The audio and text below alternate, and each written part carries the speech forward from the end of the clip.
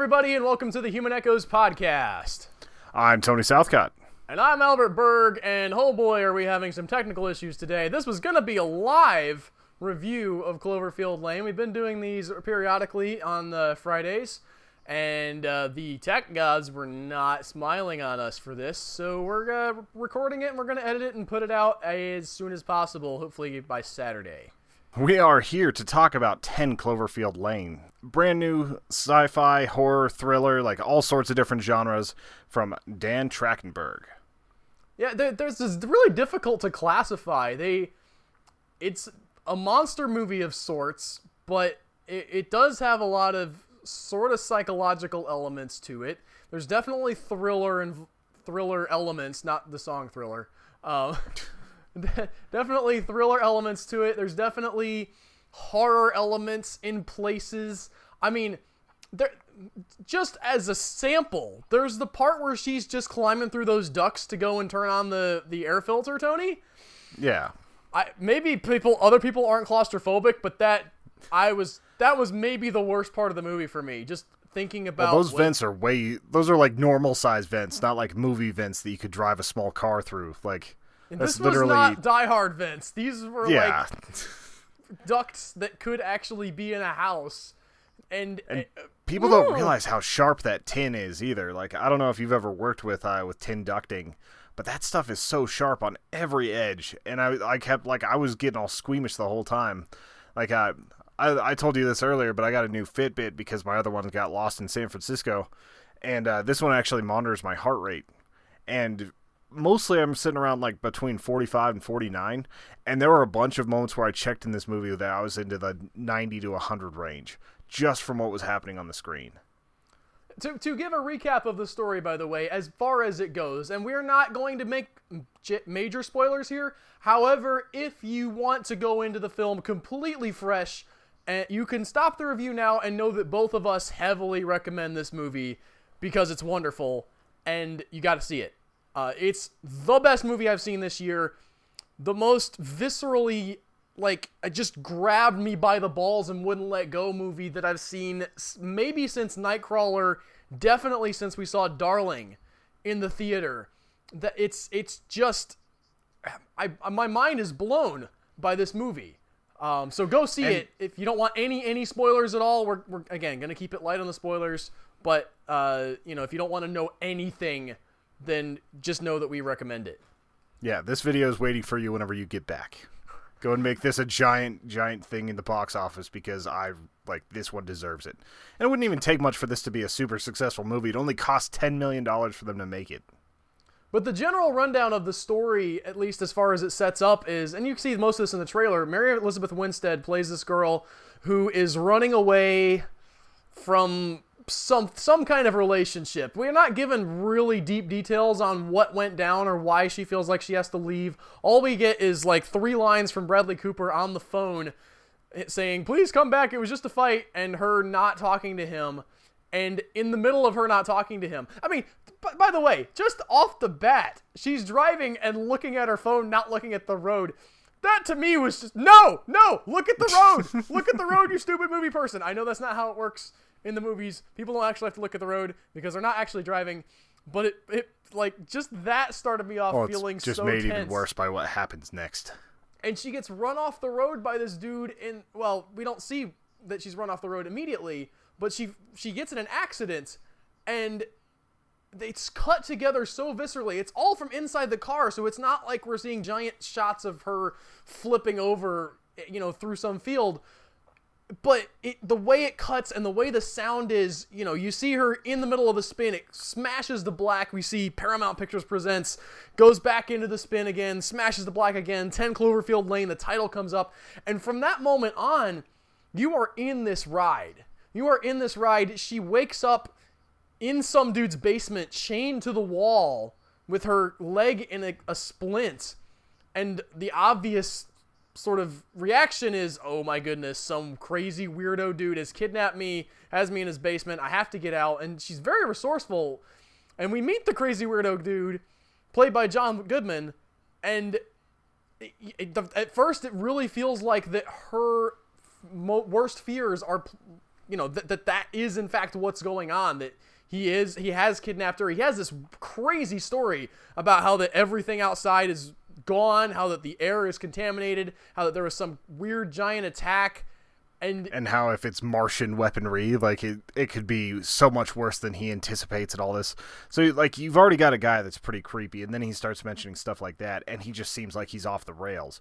Like he's already this giant grizzled weirdo, and it just keeps getting more insidious from there.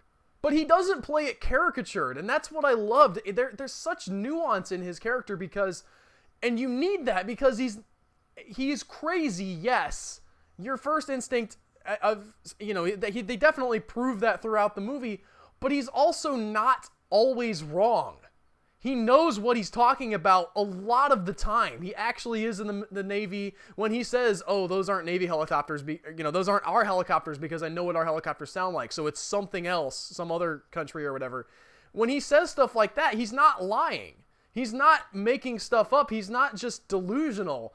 And that was such an amazing balance to walk in that character, and they walk it in the script really well, where he feels like this guy who's really unhinged, but also has something to add to the situation, and he did that with his acting as well. It's such a just amazing performance.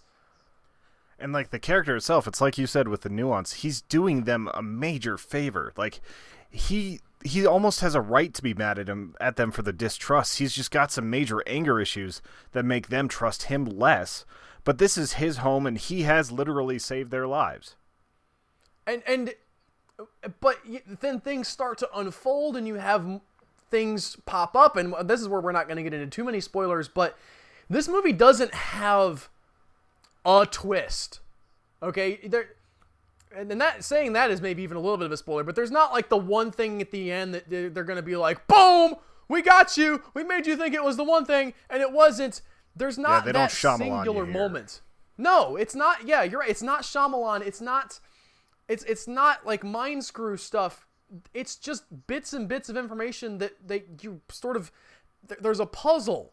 I mean, they even actually do a puzzle at one point, and it's a really interesting metaphor for the story because you're filling out this puzzle and you don't know what the picture is, but you're getting the pieces put into place for you, and little bit by little bit, as more and more stuff is revealed, it just ramps up the tension and, sort of takes you in places that you weren't expecting as the picture fills out all the way to the very end.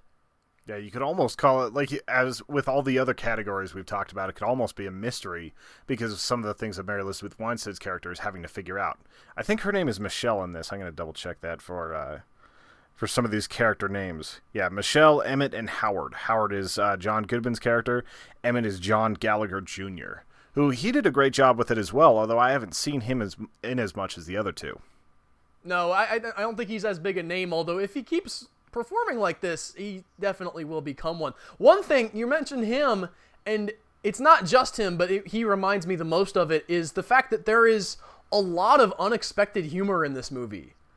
That sort of takes, you'll have these great moments of high tension, and then somebody will say something, it's not slapstick, there's no, but they'll just sort of, there'll be these things that happen and you're like, you laugh because it's so absurd, and things that are happening are so messed up on the various different levels that, at least I was in a very uncrowded theater for this, Tony, so it was maybe 20 people. I was the only one who laughed out loud, so maybe that's a weird thing, but I feel think like people down there might be more uptight. You seem to have that story every time we do one of these, that like other people weren't laughing, because we definitely were. Like there were a lot of moments where most of the theater was cracking up. It's entirely possible that the people down here are too dumb to get the jokes, or that they were just nodding off. It's entirely possible that they were mad that they got tripped into going to seeing an indie film that takes place in basically 3 rooms with 3 characters. Whenever they expected to see like a Godzilla analog. And it's so great. It's not a trick exactly, because there is a payoff to all of the sort of tie-ins to Cloverfield, but it is a little bit of a misdirect. It's not what Cloverfield was. It's a very different, they shot it differently. It's got that sort of claustrophobic, psychological character-driven There is feel. no shaky cam in this one. No, there's not. It's very well shot, but it does pay that off. And I think there were some people who actually didn't like the way the payoff happened. Again, not to give away specifics about the ending, but how did you feel about the way it wrapped up, Tony? I felt like it honestly kept expanding on the character and left a lot of things open for some really cool movies that we could get. I don't know if you can recapture the essence of this movie because that part of the movie is so much different than the tension that was built up in this one. It's an entirely separate thing. But I was not, I thought that it actually provided a good release for all that we had just been through. Like, the peril still felt very real. The anticipation, the prepping that she did paid off. Like, it was actually, it followed a lot of the themes of the movie, even if it wasn't exactly the same as it was while underground. Yeah, and you're right. It did feel like a reward. Again, not to give any spoilers, but to have everything sort of pay off in a big way felt like, hey, you stayed through this whole movie. We've put you through the ringer. Here's like your really cool, awesome finish. I get it is very tonally different. I understand the criticism, and I a little bit I can empathize with it just slightly, but it's like... Well, it's like you said, you call this movie a 10, and the ending might be an 8.5. Yes. Which is still a strong... It doesn't ruin it's a super strong movie. Yes, if the ending... If it had been on a different movie, if this ending had been on a different movie, it might have just been like, oh, well, this is stupid. But it really did feel like a release valve a little bit for everything that had built up, and to make it feel like, okay, this was worth it, not just for us, the audience, but also for the characters to go through. And I like that a lot. I like that they weren't they didn't pull the wool over your eyes enough to the point where you're not getting a cool movie. It's not just the indie, indoors, claustrophobic stuff. That's the meat, and that may be the best part of the movie. But you do get a little bit of that blockbuster action, I think, probably. Yeah, you get that little dessert at the end. Yeah, and I like that, and it did leave... It was... I liked... This is way better than the original Cloverfield, I gotta say. Yeah. I like the original Cloverfield. I think it's good. I did too. I thought it was a serviceable kaiju movie. This is not a kaiju movie. We talked about this a little bit beforehand, how we watched Honeymoon last week on the podcast, and how this could almost take place in the same universe, how there's so many different little thematic elements that are the same, how this could have just been The Cellar and gotten completely ignored if it didn't get the name change, it didn't get propped up the way it had. Because I'm guessing that's a little bit of the reason why we only had 2 months warning on this, because somebody saw this movie and they're like, this is way better than what it's going to do if we just call it The Cellar, if we don't tie it to something else. Well, and even if you hadn't had the big monster stuff, we've seen great movies with great effects that don't have any tie to anything, like Grabbers. Yeah. You may not... I don't know how people felt about Grabbers, but I really enjoyed it, and I thought that the visual effects on the creatures in Grabbers was awesome. But I don't hear people talking about it like they're going to talk about this. I think it was a brilliant marketing move. I guess the connection with with the original Cloverfield is super tenuous. Like, there's a Slusho sign, and that's mostly it. Yeah.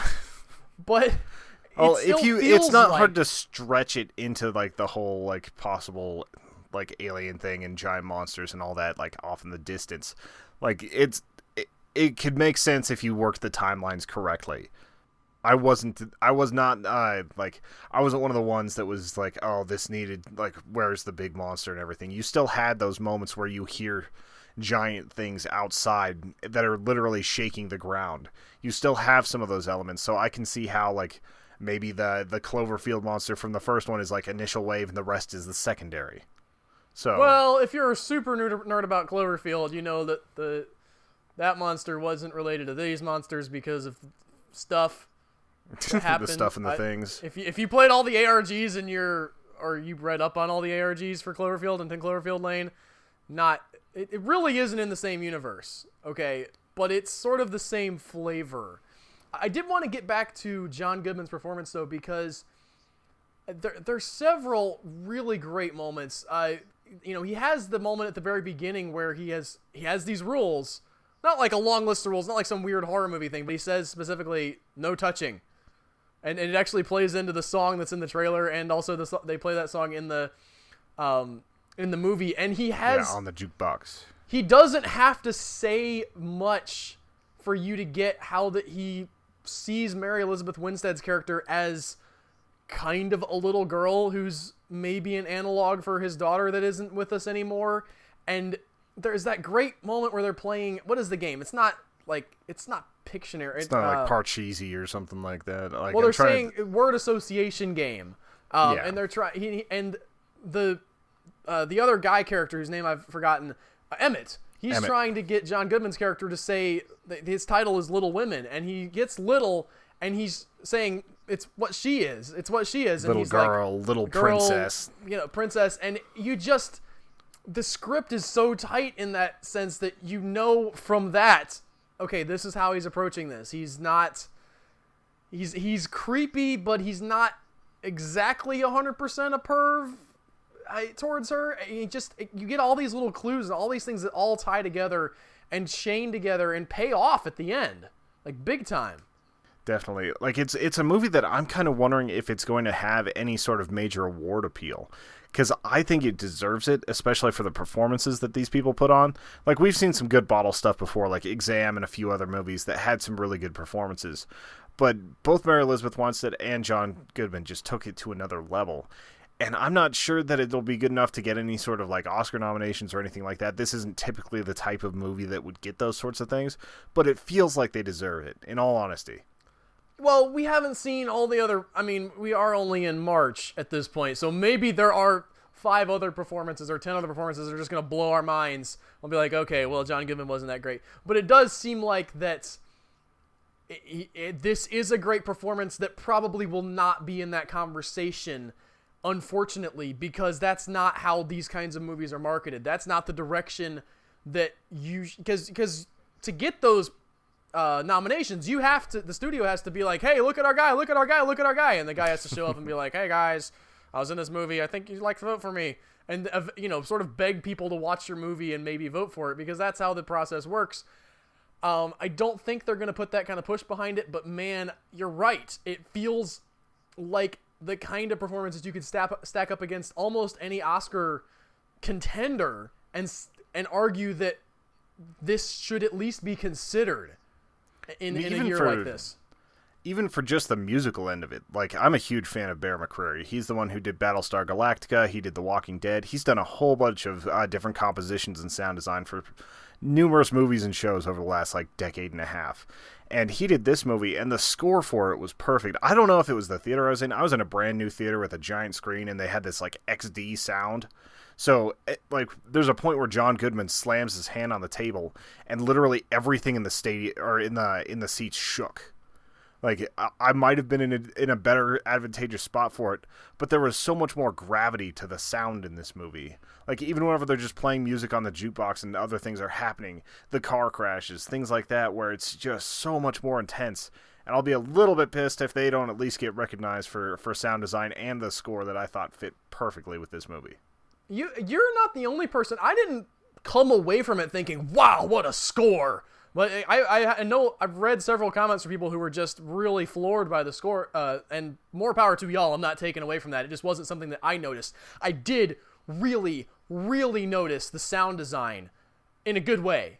I mean, this is a PG-13 movie, Tony. This is PG-13 kind of horror, and I think one of the greatest things about this movie is how it uses sound to ramp up the tension from, like you said, from giant things like fist slamming and doors creaking. When that door opens, I mean, you're just freaked out. And him coming down the steps, and you get that boom, boom, boom, boom sound because it's all weird and echoey in there.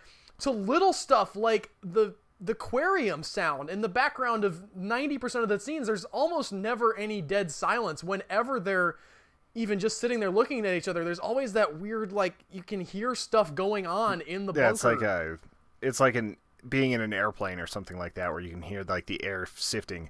The only time you get the dead silence is whenever she has to climb into the vents to go fix the air intake, which that scene alone is worth the price of admission. just like start to finish there. Even the foreshadowing they put into the first time she goes into the vents, like that was.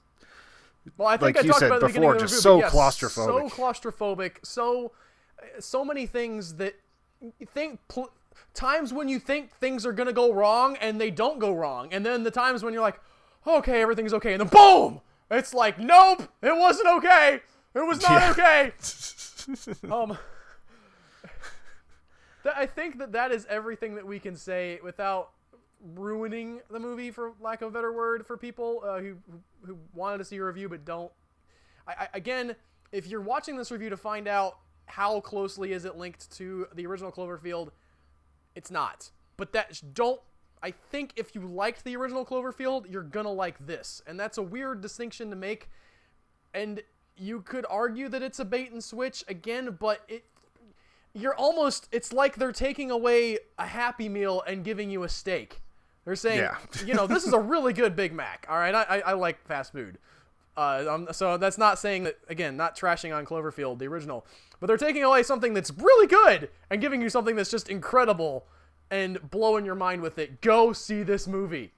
Yeah, and I cannot wait to see what David Trachtenberg does next, because for him, like, to put this out for us and for J.J. Abrams to recognize it, to prop it up the way he has. So, like, this movie could have easily been sent out to VOD and forgotten. So we need to make sure that if we want more movies like this, to go see it in theaters, put your $7 or $8 on it, and just really enjoy it. Let us know what you guys think about it by hitting us up on Twitter or on Facebook. Just search for Human Echoes. We will be there. Also, head over to humanechoes.com. We've got a bunch more awesome content. You can become a member for bonus podcasts. We're going to keep it a little bit short, but we also have t-shirts, other awesome things. I hope you guys have an awesome weekend, and we will talk to you soon. And thanks to the people who watched the live stream that didn't work at all. You guys are troopers. Thank you so much for putting up with us, and we will be back next week with more episodes of the Human Echoes podcast. Bye. And there! Pull the lever! Oh my god. Oh, this is so much fun. What in the hell? This is so much Pull the lever! We just walked up to the lever! Oh my god!